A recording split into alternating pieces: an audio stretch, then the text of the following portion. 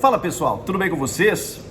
Renato Augusto, Yuri Alberto e Roger Guedes decidem, mas o Timão entrega a vitória no final. O Santos segue vivo na busca por uma classificação e a arbitragem também precisa ser pauta. A gente vai falar sobre ela depois desse clássico que terminou em 2-2. Chega mais, eu sou o Chico Garcia, inscreva-se no canal, hein? E vamos juntos!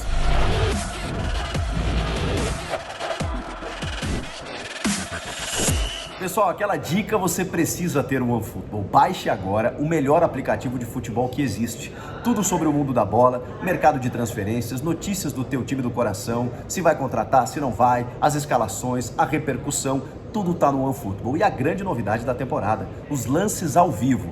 Tá assistindo a Comebol Libertadores ou a Comebol Sul-Americana?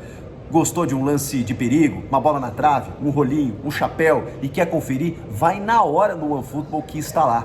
Os lances ao vivo estão lá para você poder conferir nessas competições. Não perde teu tempo, tudo isso e muito mais, além de transmissões internacionais, campeonatos estaduais. Link aqui na descrição e no comentário fixado. Baixe agora o OneFootball e seja feliz.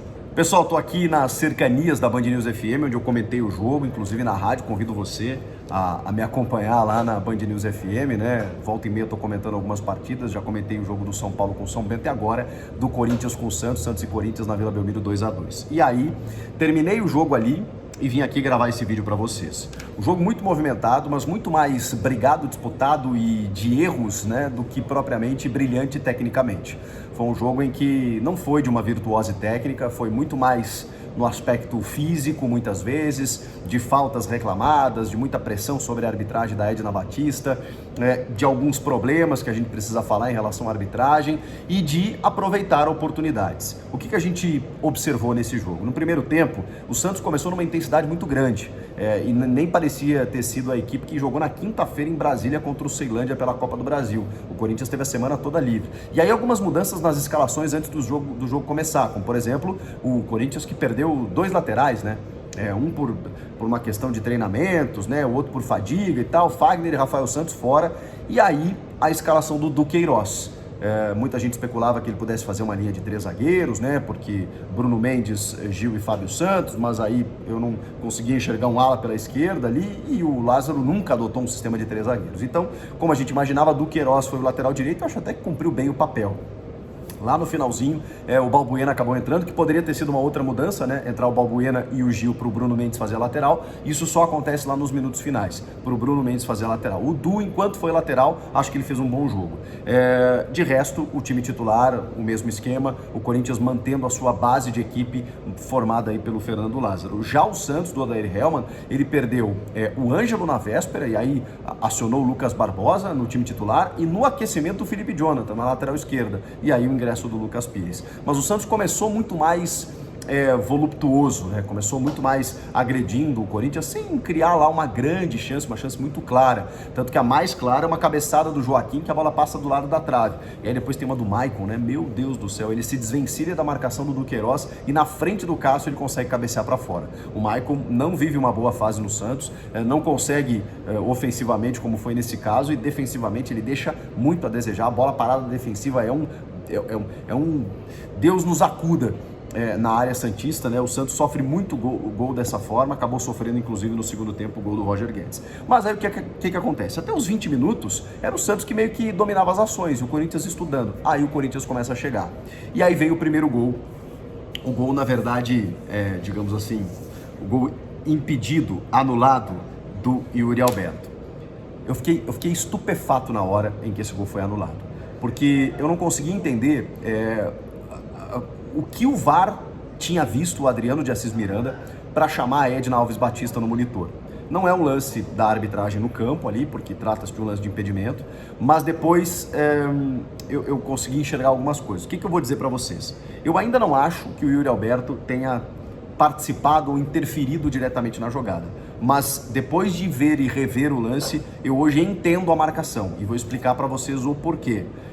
Eu no VAR não teria chamado, mas eu estou tentando explicar para vocês o porquê o VAR ter chamado a Edna. Quando o passe do Renato Augusto vai em direção ao Duqueiroz, o Yuri Alberto chama a marcação, acho que ele está com o Lucas Pires ali, e o Lucas Pires faz uma menção de ou acompanhar o Yuri Alberto ou ir na bola que está indo lá para o Duqueiroz. E aí há um esbarrão, há um encontrão. O VAR interpretou que essa interferência do Yuri no adversário acabou sendo, digamos, uma infração, porque o Yuri está em posição de impedimento. E esse que é o grande detalhe. Eu não acho que o Yuri tenha que ser punido por estar em posição de impedimento, desde que ele não interfira no jogo. E ele até então não estava interferindo, porque a bola vai para o Du e aí vira uma outra jogada. O Du cruza e o Yuri faz o gol.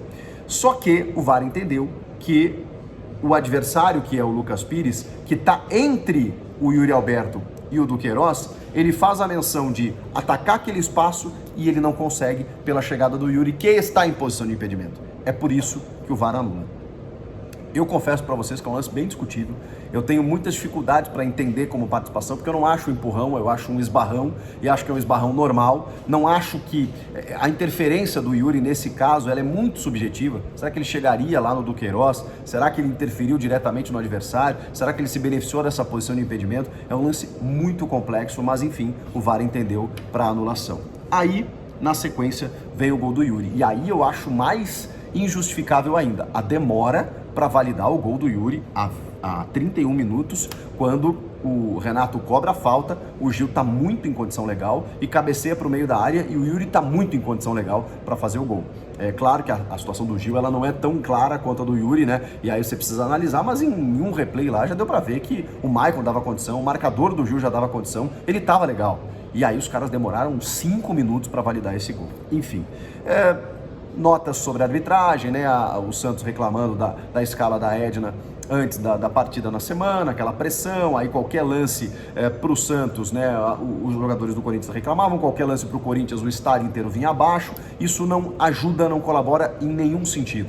E aí acho que no segundo tempo a Edna foi muito mais tranquila para poder voltar para o jogo, porque no primeiro tempo foi até por essas questões do VAR que atrapalharam ela não conseguiu ter o controle do jogo, ela teve muitas dificuldades.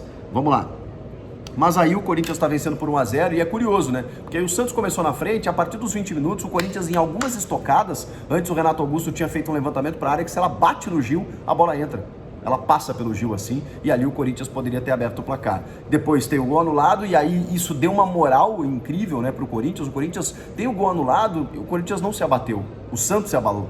E aí o Corinthians foi para cima e conseguiu o gol com o Yuri Alberto finalmente 10 minutos depois. Aí realmente o Corinthians estava mandando no jogo. Só que aí o Santos acha um gol, é muito louco isso, num chute despretensioso do Lucas Barbosa, que a bola desvia e mata o Cássio. Isso nos acréscimos no apagar das luzes. É por isso que me parece um jogo de erros, assim, né? Porque se o Corinthians tivesse segurado um pouquinho mais, teria ido pro intervalo com o resultado a seu favor. Se tivesse segurado um pouquinho mais, não teria cedido o empate, teria vencido o jogo, porque todos sabem o que aconteceu. Mas é incrível como o jogo esteve nas mãos do Corinthians em vários momentos, mesmo que o Santos tivesse tido mais volúpia, tivesse tido uma intensidade até maior desde o começo do jogo. Mas acabou, na efetividade, o Corinthians sendo muito mais, mais resolutivo, e aí não conseguiu depois segurar a própria vantagem adquirida, né? Tanto no primeiro quanto no segundo tempo. Aí vem o segundo tempo e o cenário se repete. O Santos de novo, pressionando um pouco, o Corinthians esperando, até que numa bola parada, e aí uma sequência, né? Uma sequência. O Juliano perde um gol, depois de uma jogada pela direita, em que ele faz o giro e a bola passa do lado da trave, e aí o Yuri Alberto consegue roubar uma bola do defensor no corpo, limpo, fica cara a cara com o João Paulo, chuta, o João Paulo defende escanteio, no escanteio sai o gol do Corinthians. O Renato Augusto cobrando lindamente, o Yuri disputa no meio da área e o Roger Guedes recebe livre para marcar o gol. De novo, defensivamente, a bola aérea do Santos sendo um problema para o Odair Hellmann. E aí eu imagino que o Odair olha para o banco de reservas e ele não tem muitas possibilidades. O Lucas Lima não fez um jogo tão interessante como vinha fazendo. Aí a solução dele foi o Ivonei, que até entrou bem no jogo, mas eu fico imaginando você pensando assim, poxa, eu preciso mudar esse jogo. O Lucas Braga entrou no lugar do Lucas Barbosa, o Ivonei entrou no lugar do Lucas Lima, o Balieiro entrou no lugar do Fernandes, só porque o Rodrigo Fernandes estava com cartão amarelo, imagino eu. Não tinha muitas possibilidades. E aí o Santos meio que no abafa foi da parte da metade do jogo pro final tentar alguma coisa e conseguiu um gol num vacilo tremendo do Corinthians. O Fernando Lázaro, que começou a fazer trocas muito mais no sentido de, enfim, dar minutagem, descanso para os seus jogadores mais rodados e até mexer um pouco na estrutura, ele fez trocas protocolares, né? O Fausto Vera no Rony, o Juliano acabou sentindo até e preocupa para a entrada do Maicon, o Renato Augusto no Paulinho, o Adson no Giovani. E aí muda até o esquema, né? Porque o Giovani não é um jogador por dentro como tem sido o Adson, ele é um jogador mais de beirada. E aí ele faz a recomposição ali e num vacilo tremendo ele tenta sair jogando por dentro, com o Maicon já dentro da grande área. E o Mendonça, de uma forma muito rápida, chega na frente e o Maicon comete o pênalti no Mendonça. Ridículo pênalti. Pênalti estúpido cometido pela equipe do Corinthians. Não sei se é a falta de ritmo de jogo, né? O Maicon não tem jogado tanto, tem tido problemas. Aliás, desde que voltou, o Maicon não tem conseguido ser o mesmo, seja fisicamente, seja tecnicamente. E acabou cometendo esse vacilo aí, pênalti, o Marcos Leonardo empatou o jogo, isso já nos minutos finais. E o mais curioso é que depois teve uma outra falta que o Mendonça sofre do Bruno Mendes do lado da área, o Ivonei cobra e a bola bate no travessão. Ou seja, o Santos ainda poderia, talvez até ter virado o jogo, mesmo sem jogar tão bem, porque ninguém jogou bem, nem o Corinthians, nem o Santos. O Corinthians talvez tenha sido mais efetivo, o Santos se aproveitando de falhas da equipe do Corinthians. Foi um jogo muito mais brigado, disputado, polêmico, do que brilhante tecnicamente. E aí, o que fica daqui para frente é que o Santos, por exemplo, está vivo ainda, mas poderia ter encaminhado bem essa classificação. Só que agora ele precisa vencer o Ituano na última rodada, que está brigando para não cair, até brigando por classificação, e torcer para que o São Paulo não seja derrotado pelo Botafogo de Ribeirão Preto. Eu acho até que é uma tendência. Eu acho que o Santos vai classificar exatamente por conta desse cenário. E o Corinthians, que pode comemorar talvez, né, de estar invicto nos clássicos, né, porque empatou com o Palmeiras, venceu o São Paulo e estava vencendo o Santos, mas cedeu um empate e tudo mais, mas ainda assim mantém um retrospecto bom. Mas, poxa vida, né, na classificação geral, pode fazer falta, porque pode ficar atrás de São Paulo, pode ficar atrás de muita gente hoje na quinta colocação nas fases de mata-mata. Então o Corinthians, que é muito forte em casa, se por conta dessa classificação tiver que decidir fora, isso pode ser um prejudicial e perder uma grande oportunidade de vencer o jogo. Cara, impressionante. O Corinthians, quando precisou, colocou em campo o seu trio ofensivo e aí as coisas aconteceram. O Renato Augusto, que participou tanto do gol anulado, quanto do gol validado, quanto do segundo gol. O Yuri Alberto, que fez um ótimo jogo de disputa, de entrega, de cair pelos lados, de buscar o jogo, já tinha buscado uma finalização, faz o gol que é anulado, faz o gol que é validado. O Yuri foi um cara muito importante, cava o escanteio que sai o segundo gol. E o Roger Guedes, o artilheiro, né? Tá numa fase espetacular, a bola sobra para ele e ele resolve. E no primeiro tempo ainda, quando o Corinthians não tinha entrado no jogo, quem puxava o jogo, quem buscava o jogo, quem tentava alguma coisa era o Roger Guedes. Esses três jogadores, eles são fundamentais. Quando o Corinthians bota eles em campo, quando eles entram no jogo, não tem para ninguém. E é por isso que fica, imagino eu, a pontinha de frustração da equipe do Corinthians, ou da torcida do Corinthians. Poxa, o resultado estava na mão. Mas clássico é assim, né?